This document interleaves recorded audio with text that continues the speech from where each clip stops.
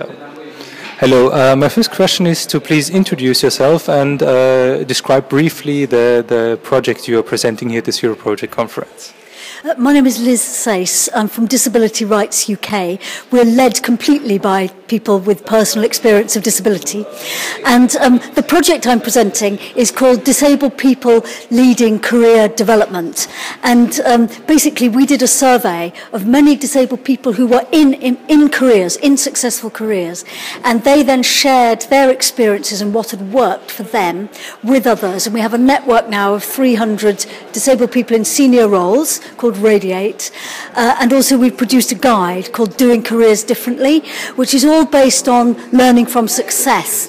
So rather than just focusing on barriers, it's really learning from what has worked well so that we can spread what works well, and it's all led by disabled people, completely led by disabled people. And the guide has gone out to many thousands of people online. I'll make sure there's a link on the Zeroproject website, and it's proved really successful, and we would like to spread that across UK and to other countries as well. So what are the three main reasons you think that makes this project so successful? I think this project is successful because it is completely led by people with every kind of disability, mental health issues, learning disabilities, physical sensory impairments. So it comes from disabled people's own experience. Secondly, it starts with what works well. Usually when we look at employment, we look at what are the barriers, what are the problems, how do we overcome them. This looks at when it works and people can have a successful career, what has gone well and how can we make that true for more people. And that inspires people to get involved, and it shows what can be done, it gives a vision. And I think the third thing is it doesn't just focus on getting a job, it focuses on having a career. So it's about how you develop once you're in the job as well. So there's something to aim for, it gives people more hope and aspiration, and it says disabled people, like everyone else, have a right to a decent job, a decent career, not just any job. Do you think for implementation on a global or international scale, are there any obstacles you see? I think this work was all led by an organisation led by disabled people.